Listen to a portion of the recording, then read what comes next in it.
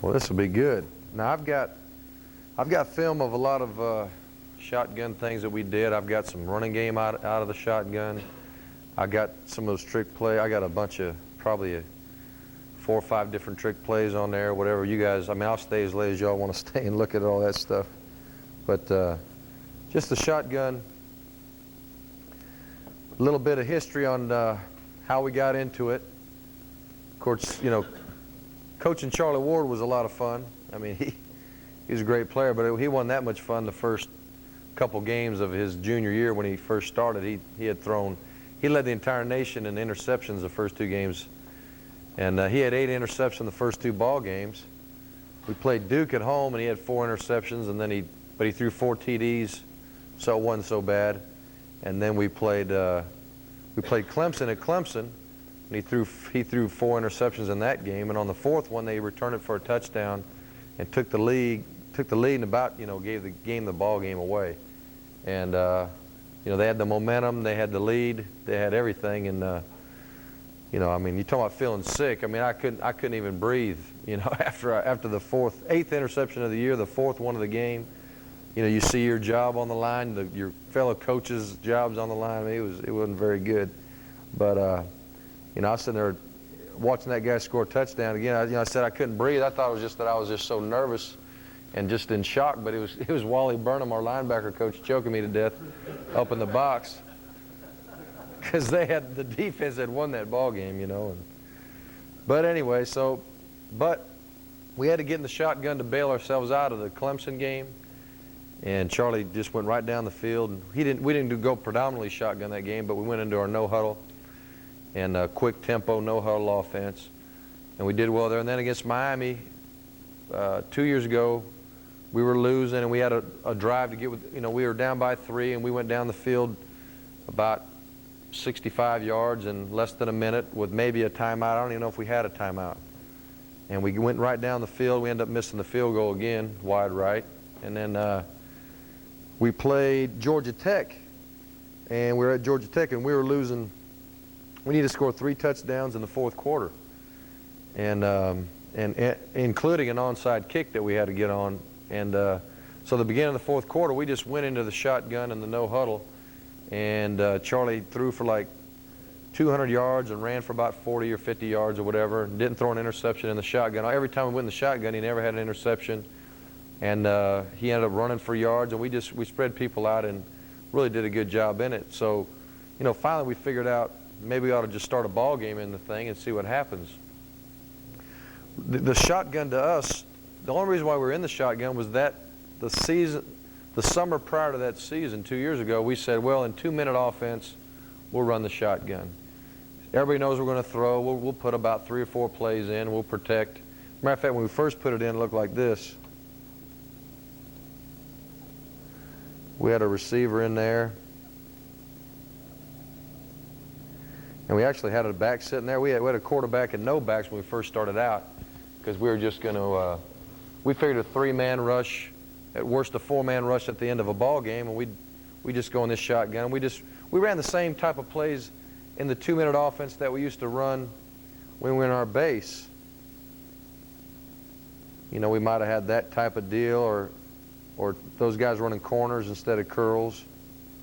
And or some verticals and maybe some quick slant. But we might have had 5 or 6 passing plays that we normally carried in our 2-minute offense.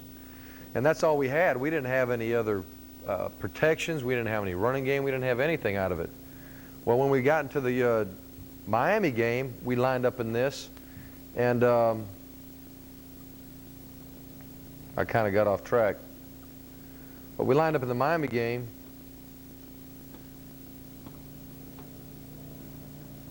And they lined up, in their little 2-deep look. And we didn't have any backs, and they realized, if we start blitzing, one guy and playing zone behind it from either side, they were getting us in a hot situation. We were having to throw hot into a zone coverage, and we really didn't want to have to do that. So we said, well, we better get this back in here. And then that's when we played Georgia Tech. We took the back. This was still a running back. He was a wide receiver. These are all wide receivers, but he was still the Z. He was the X. He was the Ted. And he was the Z, Y, Ted, and X, and this was the running back here. Well, then we said we got to put this running back here to at least be able to protect. We could at least handle these guys here, work the back here, block here, and then, we'd have only one hot side there. We figured we'd have a little bit better passing game out of it. So, we just took him out of the game. But we told this kid to run the same routes, only run it from the backfield. And so Georgia Tech, we play the game like that. Well, we get in the Georgia Tech game. They had a guy named Marlon Williams, runs about 4'4", 4'5", outside linebacker. And what he did is he just sat on the weak side almost the entire ball game and just put his hand on the line, and he just started screaming at Charlie, putting us in a hot situation on the weak side. So we got in the middle of that ball game, and even though our protections didn't quite match up, we just told our running back, who I think Tiger McMillan was in there the majority of the game, we just said, listen, Tiger, wherever number 5 lines up, you just line up over there and try to block him. So they started saying, all right, if you're going to move him over there to block him, then we'll start bringing heat from both sides, and you guys aren't going to be able to pick it up. You're going to end up being hot every time. So we said, boy, it'd be great if we could just get in here and get into our 7-man protection by bringing our fullback back in the game. So after the Georgia Tech game, we said, we ought to have the ability to get both backs in there. Now, if they bring these 7 inside here, we can block those 7 and throw one-on-one to our wide receivers. So then that kind of just, it was no new thoughts for us because we had been doing 7-man protections forever at Florida State. But we kind of started out with no backs, and we felt like we needed a back to help protect a little bit. Then we wanted to get another back in there to protect some of your, what we call a stack or a 4-3 look. We can block everybody in the 4-3 look. And we were going to force them into some kind of an 8-man look to be able to blitz more than we could block in that situation. But that gave us more of a 3-deep look, which we'd rather throw against a 3-deep look. So that's how the thing started going. Well, by the time we got to the Maryland game, and we decided to start the ball game in it, we had the 1-back and the 2-back gun, a few more passes that we used to run out of 2 backs with the tight end. We just kept, a wide receiver playing the Y. And we went into the game like that. We still had no running game whatsoever. And so we said, let's just start the game in a 2-minute offense tempo and see what happens. And, our biggest concerns were, how long can these receivers hold up before they die, running routes every down. And we finally got to where we felt like we were too deep at every position at the Y. We moved to running back to this Ted and kind of taught him what to do. So we felt like, and the weather, was cooler at the end of the year. Beginning of the year when we did this against Miami, both teams ran out of IVs for that ball game. It was hot. It was a 12 o'clock game. And seriously, we had kids in there that didn't even know what they were doing at the end of the ball game because everybody just ran out of gas. Charlie ran out of gas. The receivers ran out of gas, and the defensive linemen for Miami ran out of gas. That's when if you get into a little bit of this shotgun and no huddle stuff, you'll realize the people that get fatigued are the wide receivers and the defensive front for the other team. And that was, part of, as we got into running this thing, we knew that the strategy would be to tire out the D linemen. Even if we weren't that successful, if they're chasing that quarterback down after down, they're not going to be as tough against the run later on in the ball game if we want to line up and try to mash the ball a little bit. So we got to the Maryland game. We start the thing, and we scored 10 touchdowns in a row. We went 10 drives, 10 touchdowns. We had 850-some yards of offense in that game. And we thought we might have something, but, Maryland wasn't the best defensive team in America. And so we really didn't know for sure what we had. Then the next week was Tulane. We did the same thing. We scored like 50-some points in the first half. And just the thing was just going, and they really couldn't stop us. But, when we played Maryland, they had no time to prepare. They knew we did it at the end of a ball game. They didn't think we'd start the game with it. So we caught them off guard. Tulane didn't have but a couple days to even think about what was going on. And then the next game we played was against the University of Florida. And they had a little more time to think about how to attack it. And they also had some athletes that, we felt could, match up better with us. And maybe it was just, a fluke, or we didn't really know what we had. Well, in that Florida game 2 years ago, at the halftime, we had scored 35 points. And I don't know what they had, maybe 14 or so. And they decided to take Shane Matthews out in the second half to save him for the Alabama game. That was two Sugar Bowls ago. And so we thought we had some there. But again, that was no running game and just the few little plays we had. We didn't even have the ability to run the shotgun out of our base personnel group. So then we played Nebraska, and Nebraska had a whole month to prepare for us. That was not this Orange Bowl, but the Orange Bowl prior. And so we go into that game with the shotgun, with the one back and the two backs. And they had a bunch of blitzes for us. They had they put their defensive ends so wide out here in their four-man rush. You know, they had no reason to worry about the running game. You know, they were so wide out here, our tackles couldn't even kick out to them to pass protect them. You know, we needed some slip screens. We needed some running game. We needed some things that we just didn't have at the time. So really the best thing that happened to us in that game is it rained so hard we had to get back in the I formation, and we ended up running for over 200 yards in that ball game a couple years ago. So then in the off season we decided, okay, we got to get some running game with this. We knew that Charlie liked it. He liked the tempo of the game. The no huddle was a good tempo for him. He liked to keep things moving. It was good for us because it fatigued the D linemen. It didn't give the defensive coaches as much time to think about what they wanted to do in between plays. When we started substituting personnel groups, we either caught them with the wrong personnel in the game, or they had a heck of a time trying to keep up personnel group-wise with us. So we wanted to talk to some people that not only ran the shotgun, but ran some no-huddle. So we went and talked to Buffalo, got a lot out of Buffalo as far as running some shotgun runs and just how they operate their no-huddle. And we went with Tampa Bay because, you know, Coach Weish at Cincinnati had done a bunch of no-huddle stuff. And we learned a great deal from him also. So those two staffs really helped us get a little running game. So what we ended up having this season, we said, okay, we don't want to have a lot of formations because the more you formate, the more time it takes at the line of scrimmage. The more you go in motion, the more time it takes to call it and go ahead and do it. We wanted to have as fast of a no-huddle operation as we could and as simple as we could have it. So we ended up having 3 personnel groups.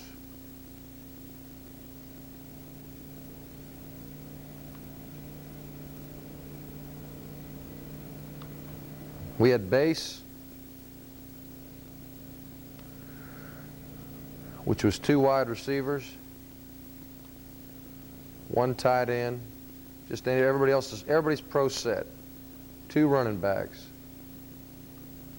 If you can barely read that or not. This thing's a little, I can't hardly tell, I'm blind. I just think this thing is hey, now I can read that now. Okay, that was our base, and of course it just looked like this. Everything was right gun or left gun. That's what I was saying earlier. We only have 1 formation. That was the Z, that was the Y, that was the X. We put our tail back here. We put our full back here. There was our quarterback. That was base. All right, then we had what we called Panther. That gave us 3 wide receivers, 0 tight ends, so the tight end came out of the ball game in Panther, 2 running backs. So all we did was just take him out. He was still the Y, but it was now a wide receiver. The Z, of course, was a wide receiver. He was a wide receiver. The big 260-pound guy left the ball game, or whatever size guy that you might have at tight end. We put in a receiver. We put in Kes McCorvey here. And immediately what that did for us was if people wanted to stay in their base defense, they start walking out linebackers to try to cover McCorvey, and we ended up having a great matchup in the passing game with the receiver versus a linebacker. Or finally people would take that linebacker out of the game and put a DB in the game. And then that would help us in the running game. So either way, it worked out pretty good for us. Okay, our running backs, they just line up their feet on the feet of the tackles, and they line up to the quarterback. The quarterback puts his toes 5 yards from the ball, toes at 5, and the running backs put their heels at 5. Excuse me, yes, their heels at 5. Their heels match up with the quarterback's toes. They're just slightly closer to the line of scrimmage than the quarterback was. So that was toes at 5 for the QB and heels at 5 for the backs. So that was Panther. That was right gun and base. Putting him there, that's just right gun and Panther. The receiver knew when the wide receiver, when he got in the game in Panther personnel, he just knew to line up splitting the difference between the Z and the tackle. Simple as that. Our Z was probably 3 or 4 yards outside the hash as a base, but we varied our splits quite a bit, so the film you'll see, he may be flexed all the way out to the numbers if we get to the film here. All right. Then we had our rifle personnel. This is the 3 wide receiver set, Panther.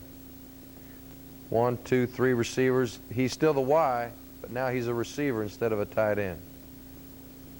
So there's your 3 wide receivers right there. Still right. Right gun. All right, then rifle was 4 wide receivers. That's the name of the personnel group. 0 tight ends, and then 1 running back. So we took him out of the ball game, and we ran another wide receiver in the game, put him in the weak slot. Called him the Ted. We called him the Ted because when we used to get into a 3 wide receiver or a weak slot look, we used to be in the I, take the tailback, put him in the weak slot. And we called him the T for a long time, but T and Z sounded the same, so we called him Ted. But then when we changed to getting into this stuff, the weak slot player, we just kept calling him the Ted, but he's really not the tailback. He's the replacement for the fullback is who he is. We kept the tailback in this spot here because that was the back that we felt was going to run the best routes, and he could still pass protect well enough to ask him, to do what we're going to ask him to do. So we got our very best skill people in the ball game. Well, we're going to sit back there and throw the football the majority of the time and have our best runner, pass route, best running back and route runner and ball catcher at the backfield position right here. So that's how we lined up in those 3 different personnel groups. And that's why we kept our tailback to the strong side. We used to put the fullback to the strong side, but now we put the tailback to the strong side when we're in 2 backs. Because, a lot of the things we do, we want that back stretch in the field. Well, he's the fastest guy anyway. He gets more action than that guy does in our set anyway. And this guy ends up, blocking a lot more 4 week and everything else. So really, he sits about where he ought to sit in our offense as far as how many times he's going to get the ball and what we're going to ask him to do in that set. So those are the 3 personnel groups that we had. All right, now when we start operating,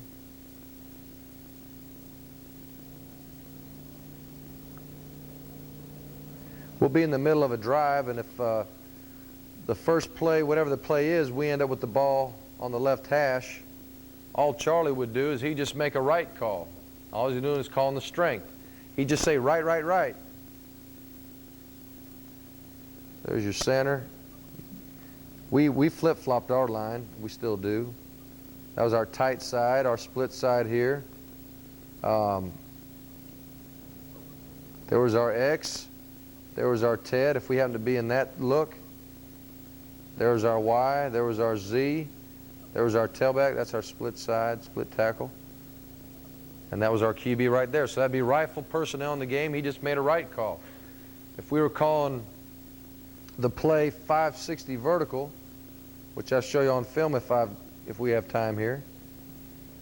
All right, 560 vertical. And I'll go over this play in detail, but just to show you how we do it, that's how we do it. 500 was the protection, vertical was the play. So the ball lands on the hash. Charlie says right, right, right. Everybody knows where to line up. He looks at Coach Eason, who's now with South Carolina, but he was our receivers coach and signal man. He would signal into Charlie 560 vertical, or whatever he would say to Charlie. That's how we did in the beginning of the year. At the end of the year, he just signaled 24, and then Charlie would look at his wristband, and 24 would say 560 vertical on it. So we quit doing some hand signals that we thought some people might be able to take from us. on there. So Charlie'd see the signal from Coach Easton. He already said right, right, right. Then he'd say Indianapolis, Indianapolis. And that just, Indianapolis 500. They just knew that was one of the code names for 500. Or he'd say 500, 500. Or we had about 3 different ways of calling every protection. And then he just might go vertical. He wouldn't say it. He would just go boom like that. The receiver saw vertical. They saw vertical. The tailback behind him, he saw the route, and he heard the protection. The lineman heard the protection, and the back heard the protection. And then we would just heel kick. Of course, the center would be looking. We'd heel kick, and once we would heel kick, the center would know, you could snap the ball at any time. And then the center would snap the ball, and as he snapped the ball, he would actually say hike. So the center would be down there. He'd be looking. QB gives a heel kick. He's looking to make sure he knows his protections. And then he would just go hike. And that was our sound. That's the only sound we had when we went from the gun. So let's say we threw the ball to the back, and he ended up over here. Well, as soon as that play was over, say we want to run the sweep the next play out of the eye. Charlie the ball's on the right half, so he'd go left, left, left. Everybody'd line up. Left. Coach Easton would send in the base personnel group. So the base guys would run in the game. There's your X. There's your Y. There's your Z. There's your tailback. There's your fullback. There's your quarterback. Excuse me, tailback. Fullback. X, Y, Z. Now that's a true tight end. That's a true fullback. Okay, there's your quarterback. If we were going to run the sweep, well, 46 was our sweep. Bobby Bowden's our head coach. Bobby Bowden's favorite play is the sweep. So we called the play Bobby or Bowden or Boss or whatever. We had a bunch of different code names for it. We actually got into a numbering system where, the first number didn't mean anything. We could just go 746, 746, and it was 46. Or go 346, 346, it was still 46. Or say left, left, left, Bobby, Bobby. That was 46. So that's how we would do our code names, and we communicate that to the guys. Okay, now, so then we go, okay, Charlie made a left, left, left. He looks at Coach Easton. Coach Easton gave him this, like he was blowing the whistle. And all the whistle meant was Coach Bowden, when he blows a whistle, we don't refer to that as the $800,000 a year whistle. So that was the signal for Bobby. So Coach Easton, he'd blow the whistle, and Charlie'd go, left, left, left, Bobby, Bobby. And then I forgot one other thing. He'll make a defensive recognition call. He'd either call stack, 8-man, or 50. Maybe if it was double eagle, he'd call double eagle, but the center called double eagle before he did. So he'd go left, left, left, Bobby, Bobby. Stack, stack. Down, and then on down, they'd shift. He'd shift to the eye. The backs would shift to the eye. Sit. Hike. And then he'd just toss the sweep, and then we'd be off to the races. That's how we'd go from the split back to the I formation. Now, what Bobby meant the sweep. The left was the formation. Bobby meant the sweep, and it also meant that we were going to go on one. Okay? So they knew that we can't run 46 out of split backs. They knew we had to run it out of the eye. So they just knew which plays were out of the eye, which ones weren't. All right, toss the sweep. The ball ends up over here, and we want to run 60 bench. Well, 60 bench is out of our Panther personnel. So he'd call right, right, right. We'd make the substitution. The Y came in the game. The tight end left. They always line up in the gun. Always started in the gun. He'd go right, right, right. 60, 60. 60, 60. That might be the hand signal for bench to us. Or we had about 3 hand signals for it. And then he'd go stack, stack. Heel kick. The center would be looking when he was ready. Hike. And he'd snap the ball, and we'd run 60 bench. Again, we talked about protection a little bit. The first time it'd be 60 protection. And then these guys are running benches, and he'd run a broken arrow, and he'd run his little deal there. But it doesn't matter what the route is. I'll go into that a little bit later. But that was 60 protection and the bench. Or he'd come to the line and he'd say, pokey, pokey.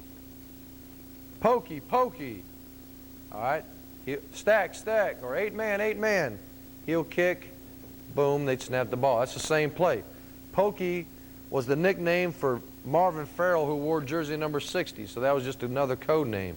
They say Marvin, Marvin, and then we do a different hand signal for the bench.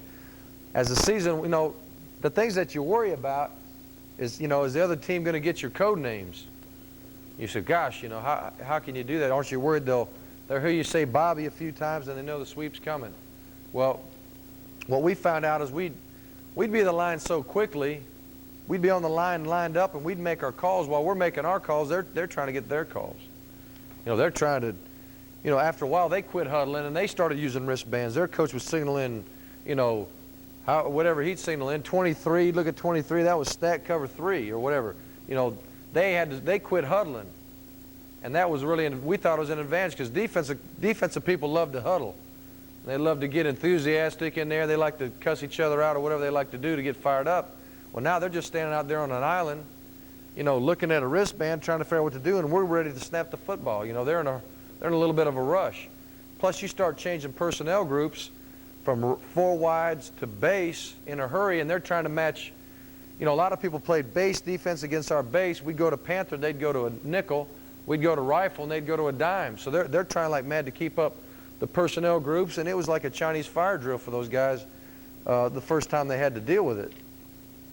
So as we went on, we worried less and less about code names and all that because we really didn't think they could do anything about it. And really, I wonder if it might have been, if we just took our code names and what they all meant, gave them all 3 code names for the sweep and all 3 for all our protections and all our hand signals for the different routes. If we just gave it to the defensive coordinator on Sunday and said, all right, here they are. And if he sat there and tried to teach those kids what all those code names meant in a 3-day period, they'd probably just go ballistic anyway. So, we worried less and less about that happening.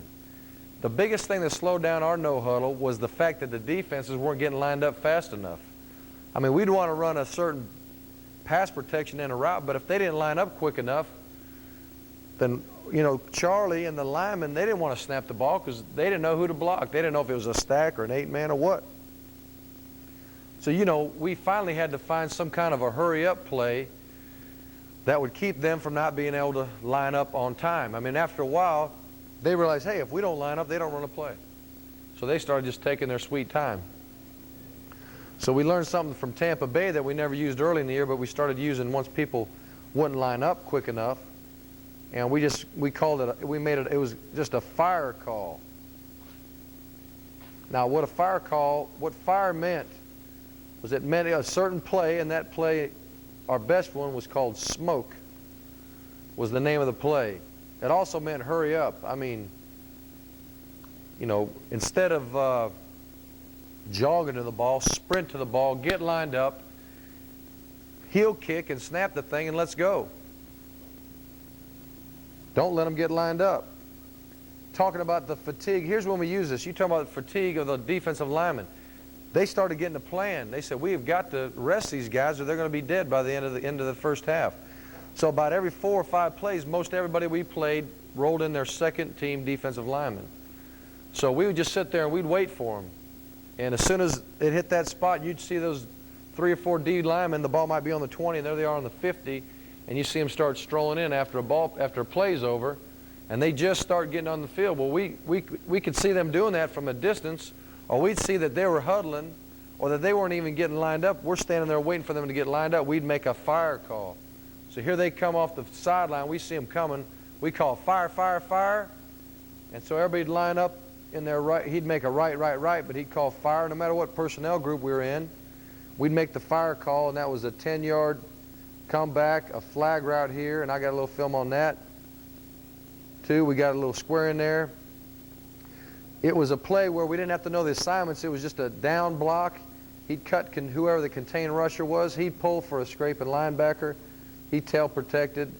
They gated the backside, and this guy actually gated the backside. The QB get the ball, and he would just run a sprint action, and we'd hit him number 1, or if they weren't lined up, we'd hit him number 2, or if the corner jumped him real hard, we'd throw the flag in there behind him. But it's a great play for us, and we went about 17 for 17 to start the season because it was a good play, but also because we did it when people weren't even lined up sometimes. So the fire call made people line up quickly. And that was a big thing for us, and a great, one of the great advantages that we had trying to dictate the tempo of the ball game. Okay, another thing that we like to do was well, here's another thing that happened here too. On the fire call, what happened after a while, we'd make a fire call and we'd be ready to snap the ball, but if the referee didn't blow the whistle in play, the 25-second clock, then he would, they just sit over the ball and wait for the defense to get lined up. They said, we're not going to let you do this. We're not going to let you go that fast. So we had to learn to watch the referee put the 25-second clock in play and then call fire. So we could, and they still weren't lined up, so we were okay. Another thing we like to do was slow substitute. We might have just ran the sweep. And we lined up in a right call. Here we are like this. We're in base. All right, this was against the teams that like to sub. When we went base, they went base. When we went Panther, they went nickel. When we went rifle or four wides, they went 6 DBs in the ballgame. They tried to keep up personnel group with us. Well, what we would do is if we ran a play from base, but we knew the next play we were going to run a play from rifle, instead of just sending the rifle team in when the other play was over and let them see, they're watching what we're doing. They see our rifle come in, they run in the dime group. All right, well, what we started doing was we started saying, right, Indianapolis, go like this. So that was what, 560 vertical? But we didn't have the right personnel group in the game for that, but that's okay. This guy knew it, he knew it, and that Ted on the sideline and that Y receiver on the sideline, they knew it too, but they were standing over there on the sideline. These guys knew that they weren't coming off the field till we substituted for them, so they just stood there and waited for the substitution. But he knew he wasn't in the game on that play, and he knew he wasn't in the game, but he didn't just run off the field and panic. So we wait for the referee to run the clock. In the meantime, the defense has made their call for a base offense. They got their base defense in the game. They probably are going to assume we're going to shift to the I and run a lot of our I formation package, is what we mostly did out of the base. Well, they would, so they get their call made, and then we'd wait till about 20 seconds, 18 seconds left on the clock, and then we'd just tell those guys to go, and the rifle team would sprint on the field and get here, and those two guys left the field, and then Charlie would just call stack or whatever the defense was, and then when everybody was set, he just heel kicked, and we snapped the ball. Everybody already knew the play. So we ended up running a 4 wide receiver play against a base defense, and they couldn't get the matchups in the game that they wanted. We were playing Nebraska 2 years ago, and it was vice versa. We started out in the gun, and we were moving down the field, and they were blitzing the daylights out of us. And I talked about protections earlier in the day. We decided, hey, if they're going to blitz the crap out of us, let's get into a maximum protection. But instead of just letting them see us run the base personnel in the group in the game, we just lined up in rifle, and we made a max protection call, which was our gold call, which was our max. We said gold, and we ran XQ or whatever the play was, where that X did that, and the back in here ran out in the flat. We ran the post here one-on-one, but the rifle team stayed in the game, and they had made their call. They're going to blitz the rifle. So they got their blitz called. We let the clock run down to about 20 or so, and then we just sprinted our base team in the game. We took him out of the game, put the tight end in, put the fullback in, and we just went ahead and maxed up the blitz, and and this guy's out of there, and that guy's out of there. And then they had no safety help. We ended up hitting Vanover for the first touchdown in the ball game, but we ended up getting them in a call that they wanted against rifle, but we ran our base in the game, and ended up doing pretty well with that. So, the slow substitution was good for us. Some of the advantages, that we had, just as I kind of go along with this thing, linemen love it. You don't have to worry about huddling. The thing those linemen hate is running, get up there and standing just perfect the way you want them, or doing this. And, how much time do you spend in a practice telling them to line up straight in the huddle? Or the backs and the receivers in the wrong spot. And then, we flip-flop our line. So we got the split guard here and the split tackle there and the tight guard there and the tight tackle there, and we break, and they got to go in each direction, and they're going back and forth, and, you know, it takes a lot of work. Plus, you know, then when you break the huddle, the number one, when Coach Bowden has his call-in show, what's the number one gripe the fans have? Why do the linemen just walk to the line of scrimmage? How come they don't sprint up to the line and look good and all that kind of stuff? Well, they don't have to worry about it anymore. Offensive linemen, instead of having to do that, ready, break, turn around, sprint to the line, get set, and do all that junk, you know, Charlie just makes a right call, and they just line up and right and just kind of hang out and wait to hear what's going on. They're just resting the whole time. And then after we get into a deal where we'll heel kick, and they'll get in a preset position, might be like that, where the defensive lineman, he's in a preset position like this. He ends up sitting down there in that three-point stance for a lot longer than he'd like to be. Well, our guys are relaxing, so the offensive line liked it. Another advantage that we felt we had was in practice. When you practice in no huddle, you're going to get a lot more reps. We just got a ton more reps. All we did all week long was just, well, I take that back. On Mondays, we huddled. On Tuesdays, we huddled. Wednesday, all day Wednesday and all day Thursday, we would no huddle. And but we got a lot more reps in that way by working it that way. So that was another advantage. Another thing that we did that we really liked was our freeze play. And most of it was in this set, our Panther. Anybody who's done a lot of one-back or studied the one-back, one of their principles is just, you know, checking how many defenders are in the box, and if there's 6 in the box, you run. If there's 7 in the box, you pass. Well, we're doing the same thing, only instead of a tight end and a back, we got 2 backs.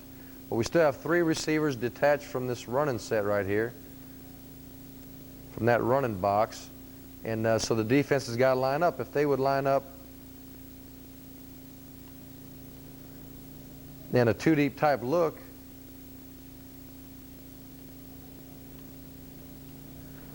if they wanted to keep 7 in the box with this Sam sitting right there, then this guy, they'd end up leaving what? An uncovered. People talking about throwing to their uncovers. And we would do the same. But if they wanted to keep a 2-deep look, they had to have somebody out on him. And usually it'd be this linebacker would walk himself out of the box and get in a position to try to play this guy. Well, 2 things good happened for us. One was Kes McCorvey was a heck of a lot better than that guy running routes, than that guy could defend. Number 2, you might pull out, I mean, even with our defense, that was Marvin Jones. We ended up pulling Marvin Jones out of the running box half the time. And you had some little receiver in there nipping at his heels, trying to cut him and all that junk. And he went in there playing football like he should have been. But if you end up getting 6 in the box, well, we got 6 blockers. We got our 5 linemen plus either one of these backs. If we shift it to the eye, you know, we got 1, 2, 3, 4, 5 plus our 6th blocker right there. And if they go 6 in the box, that's good odds for us running the football. If they put this guy back in the box, then that means they probably covered this guy up with a strong safety, moved your free safety here, and then they probably end up playing some kind of a 3-deep. Well, when they did that, we were outnumbered in the running game, but we were in great shape in our quick passing game, our stops, our benches, our slants, just any 3-step type drop plays that you like to run became real good for us. But if you just come to the line of scrimmage and you try to do that type of offense, they can disguise you pretty good. But what we would do is we would use our freeze play, and all our freeze play was this. We'd be in the shotgun, we'd give some code name that meant freeze play. He'd go right, right, right, freeze play, freeze play. Then he'd go down. Say it, hike! And then if they jumped, then we'd just pull the ball and get the penalty. If they didn't jump, then we for sure knew what they were doing. If they were trying to disguise a blitz, by the time you say down, set, hike, buddy, you knew they were going to blitz because they'd be on the line of scrimmage getting ready to come. Or if they were going to shift from a 2-deep to a 3-deep, you would see it happening into your cadence. Most defenses wait till you start your cadence to stem. If you wanted to run the ball to a 1 technique, but when you said down, every time you said down, they stemmed to a 3 and moved him down to a 1, you know, then if you just went to the line of scrimmage and called your play, you might think you have 6 in the box, and by the time you snap the ball, they got 7 in the box in a blitz. Or by the time you snap the ball, that guy shifted from a 1 to a 3 technique. So you're wrong half the time. Because what you see is not what you get, especially with the people we played. But if you go down, set, hike, in your cadence, they go true to what they're going to play. So that's one more way to help your quarterback identify the defense he's about to see. So we'd say down, set, hike, and if they ended up rolling this Sam linebacker back in here and inverting to some kind of 3D, we knew we were outnumbered in the run, so we just throw the football. If we said down, set, hike, and they stayed in the 2 deep and had this Sam linebacker walk out, we had 6 in the box, we're going to go ahead and run the football. So it looks something like this, and we ran a lot of isolation plays. We ran the ISO strong and ISO weak, or we had the passing game with it. So what we'd signal to Charlie, he'd call right, right, right, and then Coach Eason might go like this. That meant Tarzan, because Tarzan was strong ISO, Jane was weak ISO, and then he'd just cross his feet saying either or. So he'd go like this to Charlie, and Charlie knew he was going to either or run or pass. And he was going to run. We might run to a 1 technique. We might run to the 3 technique, whatever play we might have had. So Charlie, all he would do is he'd say freeze play, down, set, hike. They jumped. We pulled the ball. It was a good way of controlling the cadence. If every time you shift to the eye, you go on 1, the defense is going to jump when you go on 1. But if they know you got a freeze play, then they got to wait. They're not sure. So you helped your cadence. You helped your get off on the ball. And then you also, the quarterback knew what he had. If he saw 6 in the box and the 1 technique was there, he'd say down. He'd start out down, said hike. They don't jump. The 1 technique's there. He'd go Jane. I think Jane was like this or something like that. He'd say Jane, hike. And then we'd run the weak side ISO. Or if the 1 technique was there, he'd go down, set, hike. Tarzan, hike, and then we'd run the isolation there. Or if there was 7 in the box, he might just go whatever, I can't even remember what we had, he'd go 82, which might be our slant. 80 was the protection, 2 was that deal. So really the quarterback was the only guy that knew the play. The other kids didn't know the play. All they knew was freeze play. All freeze play meant to them was you just line up there and don't you move. And center, you're the only guy that'll pull the ball if you see one of these inside techniques get in the neutral zone. But no one else knew the play. So they had no reason to jump offside. All they knew was don't jump. And then the first they ever heard of the either or, they're not going to the line thinking, is this Tarzan, Jane, or 80 game? They're not thinking anything. They just go to the line, don't think anything. Then the quarterback says Jane or Tarzan or whatever our code names might be for whatever play. So the freeze play was very valuable to us in a lot of big ball games. It really not only just stretching the defense by flexing out your Y and going to full wides and stretching out your number 2 receiver there. That helps you define blitzes for the quarterback. But going with a freeze play also helps define what the defense is going to do for your quarterback. And it'll give you an opportunity to get into the right play at the right time. Instead of guessing, you're pretty much assured of what you got. And we did the same thing out of the eye. We might have run the sweep against this and run the sprint draw against this defense and max protection and throw the post versus the blitz. You can still use your freeze play for that. Down, set, hike. If by the time you say hike, he sees blitz, he'll audible to the max protect. If he sees they're in a stack, he might run the sweep. If he sees they're in a 50 defense, he might run the sprint draw. I mean, he's calling the plays, but you've already told him what you want to call it against. I mean, your sprint draw, you might say, boy, I sure wish we had the sweep on against that stack. But if they're in a 50, I wish we had the sprint draw on. But if they blitz us, boy, it'd be great to max it up and hit Van over for a touchdown or something.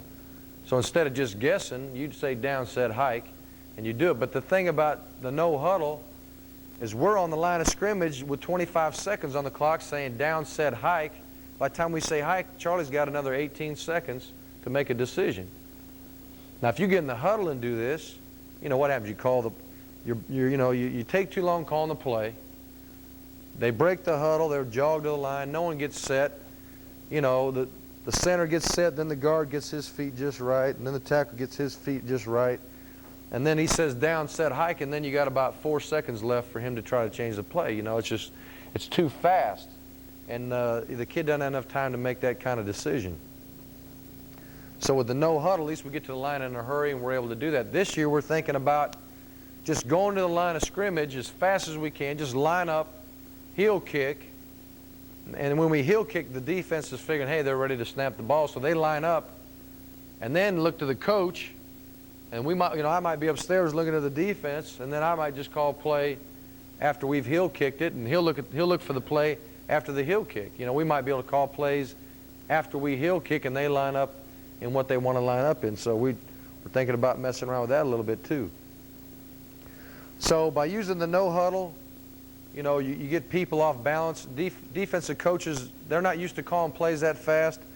They're not, most teams don't no huddle, so they're spending all week preparing on the no huddle. They might, for the first time in their life, start typing up wristband. I mean, we played some teams, every kid on the team, defensive team, had a wristband, and the coach was signaling the number, and they're all just reading the numbers. They're not used to doing that. The coaches aren't used to doing that. They're trying to work substitutions as fast as they can. Our linemen have a lot better chance to rest than their defensive linemen do. You got to have some skilled kids, that if you're going to throw it as much as we did in it, part of our philosophy, again, was to let's blow them up. Let's get them tired. If you start the game and you run the sweep or the sprint draw or an ISO, I don't care who you're playing. There's enough emotion there to have an unbelievable explosion on the first play of the game. But if those guys are tired, or they're used to being in a pass rushing mode, down after down after down, they get to where they're not thinking run as much. Even though you shift to the eye, they're still used to rushing the passer. They're a little bit tired, and you got a better chance to get some movement. And we sell our kids. See, the first time you live through a no-huddle scrimmage, the first time we lived through it, and our defense did, and it's in the middle of August in Florida, those kids were dead. I'll never forget the last play of a drive. Charlie he looked like a drunk running around back there, and guys walking to try to get him. They were so exhausted. And he threw a ball out there to Kes McCorvey, and Kes McCorvey was washed, and he literally walked the last 10 yards, and all the DBs everybody just was exhausted at the end of that scrimmage. And so everybody gets tired. But the thing is, we know our deal was, hey, we know how tired we're going to be. That defense has no earthly idea how tired they're going to get. And we just preached them on, telling them how tired, tell the defense how tired you are. This is killing me, this no huddle's killing me, But it really it was a psychological advantage for us, and we really got a lot out of it. The kids loved it. They got to call their own code names. They made up all kinds of crazy stuff. They made up a bunch of signals for Coach Eason to do on national TV to look like an idiot, and he'd make the signal, and then Charlie'd act like he didn't get it and make him do it again. And so, they had fun, and we had fun, and the morale of the whole offense picked up. The coaching staff morale picked up. We were so used to doing the same thing over and over and over, and then we finally, got a little creative, and we didn't really run a whole lot of different plays than we ran from right here. The biggest difference, and not everybody's a pro set team, but this is what we were forever. We're in that set or in the eye. Of course, we were here. And we'd run all our plays. Dip. Whatever I was talking about before. We'd run it out of that set. We'd run takeoffs and verticals out of this set. We'd actually have this back try to stretch the field from there. Or maybe we'd get real sneaky and put the tailback right there and let him go there. Or we'd get sneaky and put this 260-pounder out there. All we did was instead of putting that guy that was not your best route runner, we put an athlete in there, flexed him out to define the defense, and put a legitimate speed guy that could split the middle of a two deep. That guy didn't scare anybody in a two deep, but that guy did. All right, we took this guy out of the ball game. We took the it used to be our tailback, but we made him the fullback. Then we took him out of the game. We put another guy that was dangerous there. So we had 4 of our most dangerous receivers in the game. They had to try to match up. And then instead of the one back being the fullback, we made it the tailback. We had our 5 most dangerous weapons on offense running the same plays we'd always run. We learned we had to learn some more about one-back protection because we were always a 2-back protection team. And we became legitimate protecting those types of things. And then we started dictating the tempo of the game. We'd go fast, we'd go slow. We'd change personnel groups on them. Another thing we did called the Stampede. Stampede was a 5-play series where we changed the personnel group every time. We might have a base play, then a rifle play, then a Panther play, then go back to base, then go rifle. But we'd memorize 5 plays in a row. They knew we had a session in the practice. By about Wednesday, we had our Stampede. We'd practice it Wednesday and Thursday, and they would have to memorize what to do. But as it turned out, Charlie had a wristband, so he had the Stampede on his wristband. It said Stampede 1. And he knew the 5 plays. And how the line learned it is the tight tackle learned the first play, the tight guard learned the second play, the center learned the third, he learned the 4th play, he learned the 5th play. So those kids just learned 1 play, and they got a kick out of that. They just said, everybody knew whose play was next, and they told the lineman what the play was. And then our skill guys, if we were in rifle, the second play might be base. So those kids on base were on the sideline anyway. We take our first tailback out of the game and run in the second team tailback and the fullback. So they didn't have to memorize as much as you might think. The X and the Z were the guys that had to memorize the most, and if they got in trouble, they would just ask Charlie, and Charlie would tell them what the play is. Or if the Y was in the game and Kes McCorvey came in the game, he just told the Z what the play was, because this guy was coming off the bench. So we'd run a Stampede. So at any moment, we'd be in our normal no huddle, which was fast, but not as fast as you could go. But if we said Stampede 1, men, we would start the drive with a Stampede 1. Boom, we'd go 5 plays in a row and change personnel groups every time, and already know what the plays were, be lined up and be ready to snap the football. So we had, and those plays were nothing new. So we changed the tempo of the game by doing those kind of things. We had the fire call to get them to line up. We used the freeze plays to identify the defense to get people to jump off sides. And we really ran the same things we've always run at Florida State. We got one formation, in my opinion. It's right gun or left gun. And the only difference is if a different personnel group's in there, they may just flex out a little bit, but it's the same dang formation. And that's kind of the beauty for the quarterback. Here's a quarterback. If teams line up like this sometimes, well, that's one formation. And then if you line up like this, like the one, we were doing a lot of one-back stuff, you're getting trips like this. And the defense will line up another way, and then you line up in doubles with the tight end in the boundary, and the defense would line up a different way, and then you line up with the tight end to the field, and in the slot in the boundary. You do all those different looks, all those different formations, and buddy, it looks different. I'm telling you, for that quarterback every time. The guy gets confused because defenses in high school and college play field defenses. If they're going to play eagle to the field, well, then the eagle here is to the weak side. But the eagle here is to the strong side. But the eagle here is to the weak side. Or if they flip around, the eagle's to the strong side. So they got all these different looks to look at. But when you do it the way we did it, and maybe it's too simple, I don't know. We don't want to confuse ourselves. When we lined up like this, and they lined up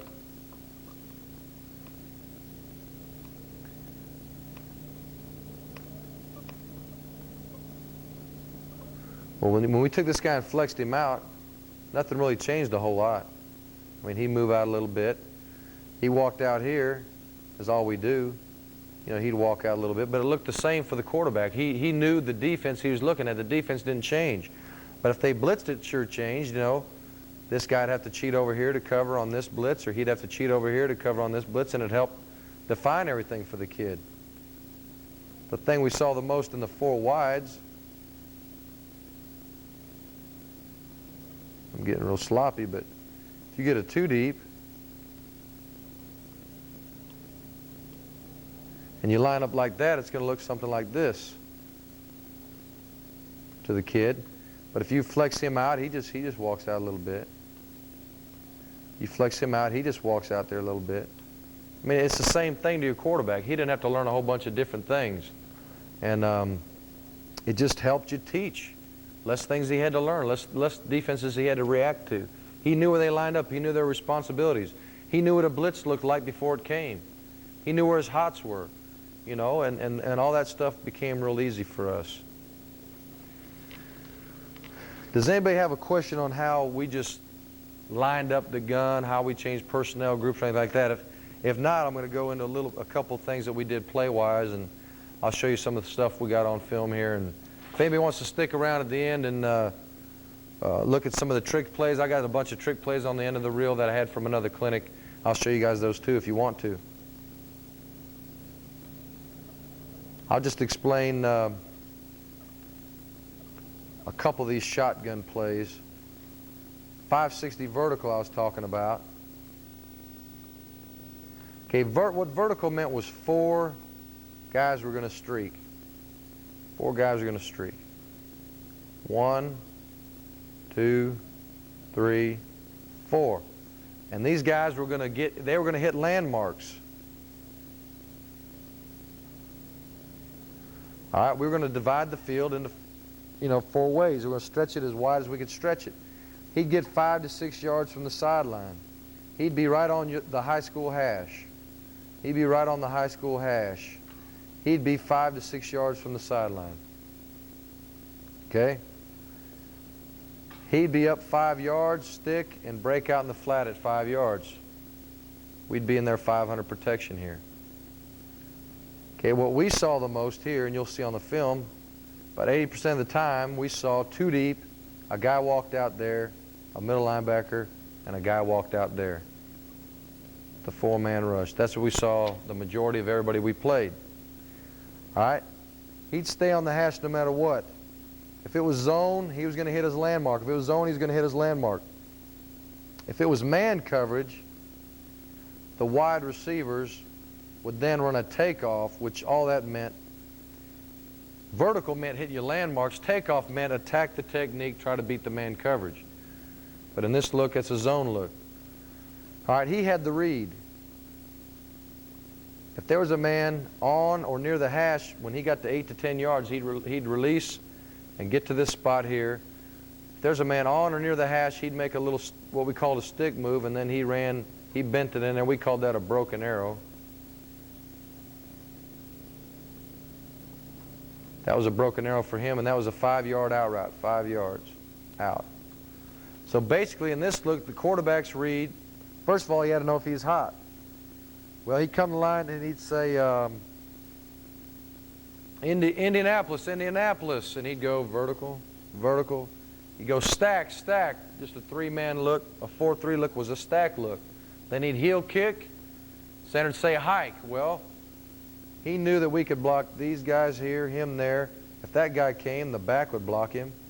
And if this guy came, then they had one more guy than we could block. We had no back here. So he knew he had to throw hot here on a blitz. That guy might run a stop, he might run a quick slant, he might run a quick out. His hots would change week by week. But he knew, this guy knew when the QB said stack, that guy came, he was hot. So he'd call stack, stack, heel kick, the center would snap the ball, the QB would make sure the blitz wasn't coming. If it wasn't coming, then he'd progress. And that's how I teach him. You look for your hots. If your hots aren't there, you go to your progression. Number 1, number 2, number 3 right there. The only way they could stop this kid, in my opinion, was if that Sam really walled him off real good, and they'd start, you see on the film, they'll start doing that. And then the only way they can stop this guy hitting the seam here is if this cornerback does a good job of sinking. Well, if he sinks and he goes here, then what do you got right here? You got your back all by himself. We hit Warwick Dunn a bunch of times on that little deal there and got a lot of yards out of it. Especially at Florida, we ran the same type of play, scored a touchdown, our last touchdown of the game. And against Nebraska on our last drive, we hit him twice for big yards. We were calling 560 vertical. Okay? You don't see 3 deep really against it. We don't, but you might.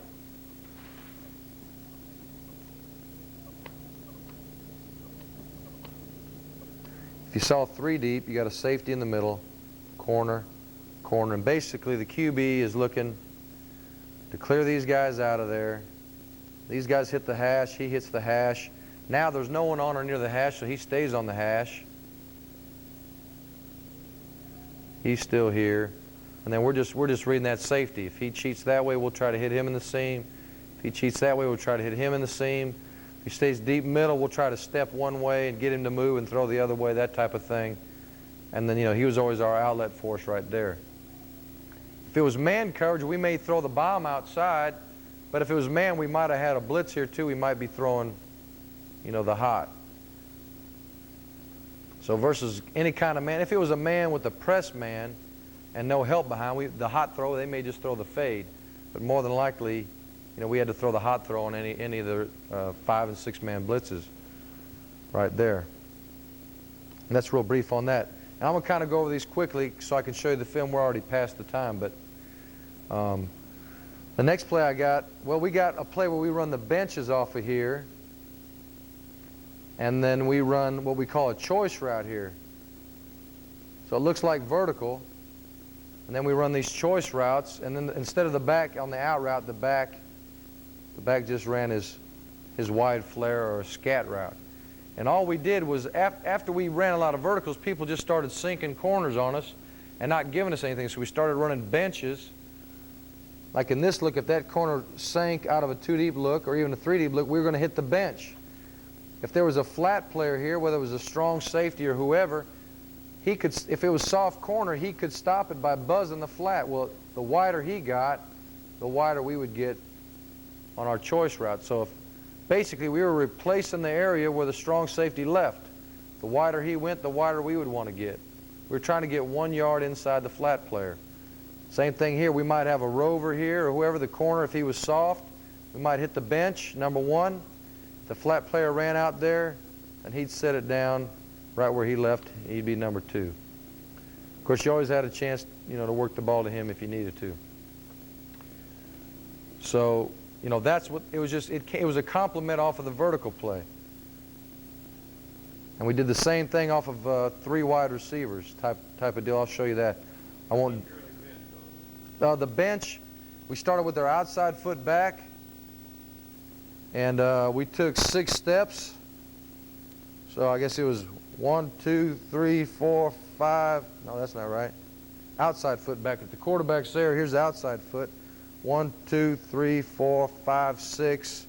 And then we'd roll it out, trying to get to about 10 yards, 10 to 12 yards. It was a speed cut for us on both sides. The choice route was a 10-yard route. And we'll get back to the choice a little bit later, too. Another route. I'll explain them a little more in detail when we look at the film. Smash. Starts out like vertical again. Okay? He'll stop at 6. He'll stop at 6. He goes 8 to 10. He runs a flag. He goes 8 to 10. Instead of running his broken arrow or his vertical, now he runs a flag. So this receiver could run a choice. He could run the choice, he could run the flag, he could run the broken arrow, he could stay vertical. And we got him to the same junction point where he could go either way, and that half-field safety wasn't quite sure what the guy was going to do. And that receiver he just ran vertical. I mean, that tailback ran vertical. So he was about 8 to 10 running the flag, and really, I think at the end of the year, he might have got as deep as 14 yards sometimes. He kind of got a little carried away with his depth. And we're looking at about 8 to 10, maybe closer to 10 to 12 on the flag routes. These guys ran the stop routes. All right, now, just for example, on the hot, if we had that blitz instead of this kid being hot, well, that 6-yard stop is about as good of a hot route as you can get. That was just a built-in hot for that play. So that guy was actually hot, weak side, on the blitz. This guy just, he knew on that play there's no hot for you. The hot is him. So, it was simple as that on that deal. But that was a smash. We were just reading the corners. If the corner played real hard, we'd hit the flag. If the corner tried to sink, we'd hit him. If it happened to be 3 deep where he was soft and the flat player ran out there to take that away, then he was supposed to slide into the next lane. But we rarely saw 3 deep versus 4 wides because they didn't like us to run vertical against it. and they didn't like us to run this play against it. And this was just the choice route. The other one was we ran benches and choices inside. We call that Bobcat. B for the benches and C for the choices. This is just choice. Outside receivers ran a choice route at 10 yards. They'd stem inside and they'd see this corner. That corner sank. He knew the flat player was the next guy inside. So in 3 deep, it was beautiful. He sank. He knew he was the flat player. He was out in the flat right now. He was out in the flat right now, gaining ground about 3 yards deep. They were 10 yards deep. He'd get vertical. Well, this guy was out in the flat. He was playing curl flat, so if he widened, again, we just set it down right inside of him. If he stayed in there, we ran way inside of him. We went ahead and got way inside there. But we knew if he was holding off this, there was nobody there, so it was just an easy curl flat read. Same thing over here with the Willie. If the Willie widened with him, there was a hole right there. And if the Willie held it off, we were going to hit the guy right there. In 2 deep, we were basically reading the corner as the flat player and working right there. We'd do the same play out of 60. We'd put the fullback, take him out of the game. We'd just flare the fullback. Then it was 60 choice. 5-60 choice with him. It was 60 choice with him right there. We'd actually put the tight end in the game. A lot of times when we went base personnel, they'd play 3 deep. Well, the best play we got is a curl flat against 3 deep. So we'd get in base, they'd line up in 3 deep, and we'd just run him there. We'd run him there, and we'd get a curl flat all day long against teams that would play cover 3 against base personnel. So that was a real good play for us too. And the last one I'll show you before I turn on the film was the smoke. And I talked about that before. 10 yards, if it was soft corner, he drove right back to the quarterback. Straight down. Not to the quarterback, but straight down the stem. If somebody played him relatively tight on the outside, he came inside. If somebody played him relatively tight from the inside, he'd run to the outside. That was all he had to do on that. But if he was given cushion, I'm probably in the way again. I'm leaning on this thing. If they had cushion at all, he just came straight back down. But any tight coverage, he'd go opposite of the coverage. Again, he was 10 to 12. I think he got deeper on the film, as you'll see, and he ran the flag route again. If they jumped all over that, that thing was coming open. If we were in this set,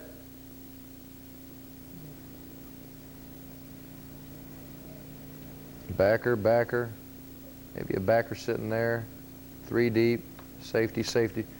All right, this tackle protected that gap. This guard pulled for any kind of scraping linebackers. He would cut the contained man. He'd tail protect here and here and here, and this guy'd sit right here. Quarterback caught the ball, lost about 2 to 3 yards, sprinting full speed, looking to hit him number 1 and him number 2. Again, smoke. This play was smoke. That was one of our number 1 fire calls. That was one of those plays you could call. Didn't matter how they lined up, you could run this thing. Okay? So that was that. If we happened to be in rifle, we might call fire and rifle was in the game. Well, that guy, he just ran a quick cross there. And this guy always ran a deep little square in across the back. If the tight end happened to be in the game, then the tight end just lined up here, and he ran his route. He ran the route from there. So we could run the smoke in any personnel group we wanted to and make a fire call in any personnel group we wanted to do. And I'll just stop there on the overhead, and I'll show you some of this on film. We got some pretty good looks at it.